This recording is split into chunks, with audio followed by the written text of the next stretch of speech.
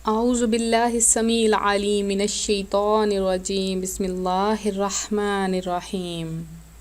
اللہ کے نام سے شروع کرتی ہوں جو بہت ہی مہربان اور نہایت ہی رحم کرنے والا ہے۔ روحانی وظائف چینل کی طرف سے تمام ویورز کو السلام علیکم ورحمۃ اللہ وبرکاتہ۔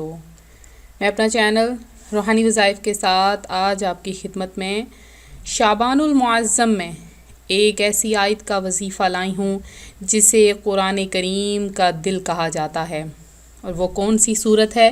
وہ ہے سورہ یاسین شریف۔ آج میں آپ کو قرآن پاک کی ایک ایسی صورت جسے قرآن پاک کا دل کہا جاتا ہے اس کی ایک چھوٹی سی آیت کا وظیفہ لائی ہوں۔ اس وظیفے کی برکات آپ پر آہستہ آہستہ ایسے ظاہر ہونا شروع ہو جائیں گی کہ آپ کیا لوگ بھی دیکھ کر حیران ہو جائیں گے۔ شعبان المعظم میں سورہ یاسین کی ایک آیت کا یہ وظیفہ صرف آپ نے 20 بار پڑھنا ہے اور آپ کی جو خالی جھولیاں ہیں وہ مرادوں سے بھر جائیں گی۔ تو جس بہن جس بھائی نے بھی یہ وظیفہ کیا ہے وہ آج مالا مال ہیں، ان کی ہر خواہش پوری ہو چکی ہے۔ تو شعبان المعظم میں اس وظیفے کو ہرگز اگنور نہ کریں بلکہ یہ وظیفہ ضرور کریں۔ تو اپنا وظیفہ بتاؤں گی اس سے پہلے میں اپنے تمام نئے آنے والے ویور سے گزارش کروں گی ہمارا چینل روحانی وظائف کو ضرور سبسکرائب کر لیں اور بیل آئیکن کا بٹن بھی پریس کریں تاکہ ہر آنے والی نئی ویڈیو سب سے پہلے آپ تک پہنچ سکے۔ تو شعبان المعظم پیارے آقا کریم صلی اللہ علیہ وآلہ وسلم کا مہینہ ہے، تو اس مہینے میں ہمیں کثرت سے درود پڑھنا چاہیے۔ تو روحانی وظائف کے تمام ویورز اور سبسکرائبر سے میری گزارش ہے، میرے ساتھ مل کر ایک بار پیارے آقا صلی اللہ علیہ وآلہ وسلم کی بارگاہ میں عقیدت کے ساتھ درود و سلام کا نذرانہ پیش کریں۔ سب مل کر پڑھیں، الصلاۃ والسلام علیک یا رسول اللہ وعلی آلک وصحابک یا حبیب اللہ، الصلاۃ والسلام علیک یا نبی اللہ وعلی آلک وصحابک یا نور اللہ۔ پیارے آقا صلی اللہ علیہ وآلہ وسلم کا ارشاد گرامی ہے کہ جو بندہ مجھ پر دن بھر میں 50 بار درود پاک پڑھے گا قیامت کے دن میں اس سے مصافحہ کروں گا۔ تو اس سے بڑی خوش قسمتی اور کیا ہو سکتی ہے؟ تو آپ لوگ شعبان المعظم کے اس مبارک اور پیارے مہینے میں زیادہ سے زیادہ راہ خدا میں خرچ کریں۔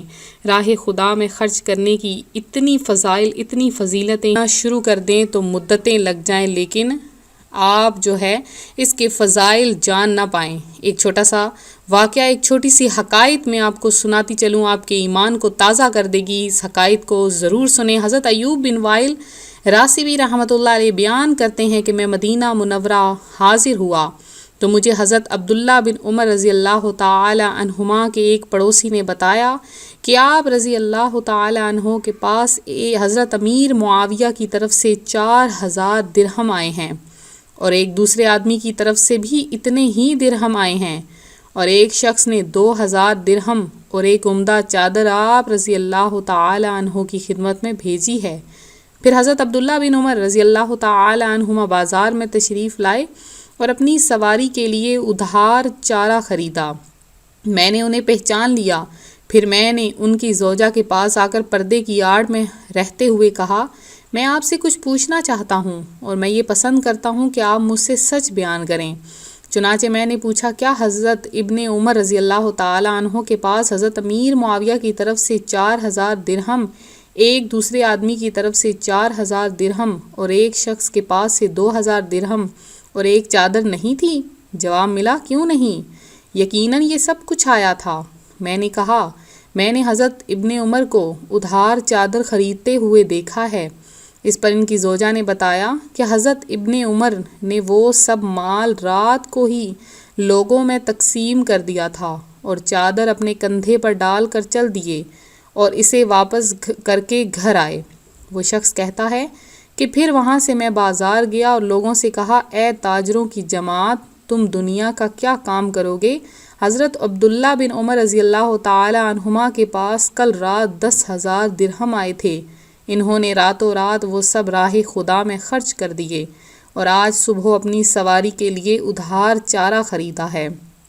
تو اس حکایت سے معلوم ہوا کہ صحابہ اکرام علیہم الرضوان ایک دوسرے کی خیر خواہی کرنے میں ہمیشہ پیش رہتے تھے۔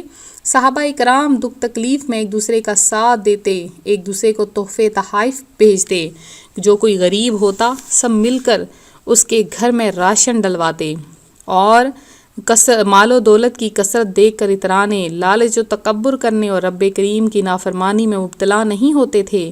صحابہ اکرام خود حاجت مند ہونے کے باوجود اپنا کثیر مال راہ خدا میں خرچ کر دیتے تھے، لہٰذا ہمیں بھی دوسرے بھائیوں اور بہنوں کی خیر خواہی کرنی چاہیے، ہمیں بھی دکھ تکلیف میں گھرے لوگوں کی مدد کرنی چاہیے، ہیلپ کرنی چاہیے، ہمیں بھی اچھی اچھی نیتوں کے ساتھ انہیں تحفے تحائف بھیجنے چاہیے، اور کچھ نہیں تو اس مشکل گھڑی میں آپ دینی کتب بھیج سکتے ہیں تاکہ گھر میں بیٹھ کر دینی کتب پڑھی جا سکیں۔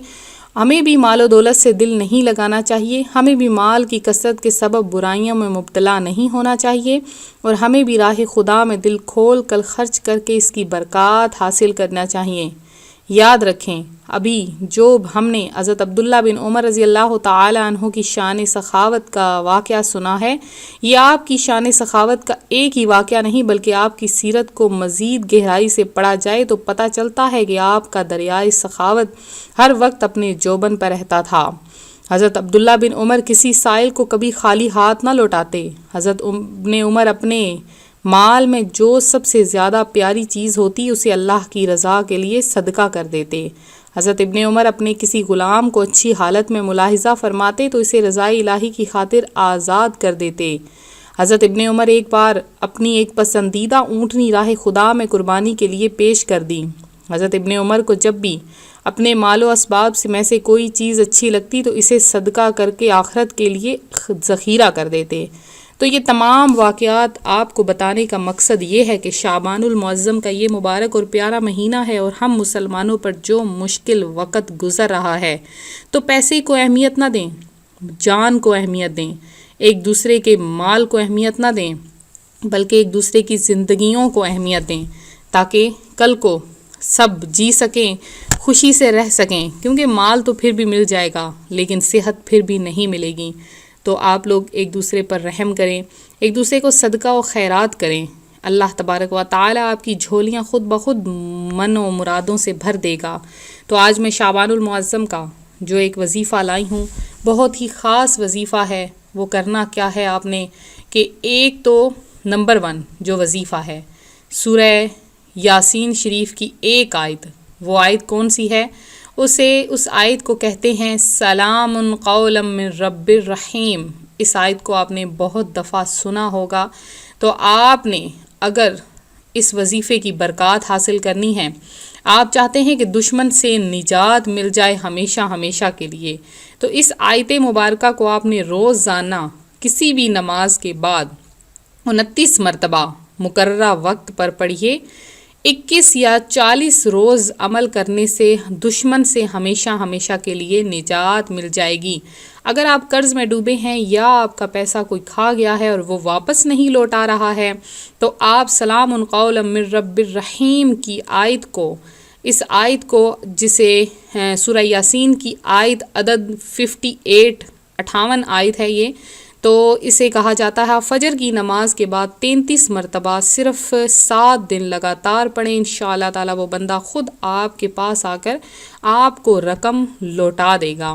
پھر آپ کھانا کھاتے ہیں، 3 وقت آپ کھانا کھاتے ہیں، تو ان 3 اوقات میں آپ نے سورہ یاسین کی آیت سلام قولا من رب الرحیم، اس کو آپ نے باوضو حالت میں صرف اور صرف 20 مرتبہ پڑھ کر اس کھانے پر دم کر لینا ہے انشاءاللہ تعالی۔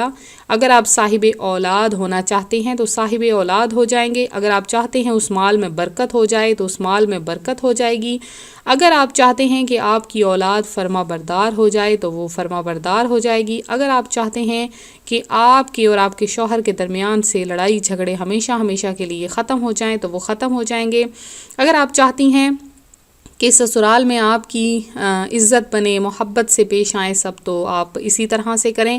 3 وقت کھانے کے دوران آپ نے باوضو حالت میں 20 مرتبہ سورہ یاسین کو پڑھ کر آپ نے روزانہ شعبان المعظم کے ہی صرف مہینے میں آپ یہ کرتی رہیں، تو انشاءاللہ دیکھیے گا کہ اس عمل کی برکت سے کیسے آپ کے گھر میں سکون آئے گا۔ پھر آپ نے اس وظیفہ جو شعبان المعظم کا خاص وظیفہ ہے وہ آپ نے کیسے کرنا ہے کہ آپ نے عصر کی نماز کے بعد، عصر کی نماز پہلے کوشش کریں کہ اس کے بعد اگر نہ ہو سکے یا نہ رہے تو پھر آپ عشاء کی نماز کے بعد بھی کر سکتے ہیں، تو آپ نے فرض نماز کے بعد جائے نماز پر بیٹھ کر 20 بار آپ نے سلام قولا من رب الرحیم اول آخر 33 بار درود پاک کے ساتھ آپ نے پڑھنا ہے، اور پھر اللہ کی بارگاہ میں گڑ گڑا کر اپنی حاجت پیش کرنی ہے، تو آپ کی خالی جھولیاں مرادوں سے بھر جائیں گی۔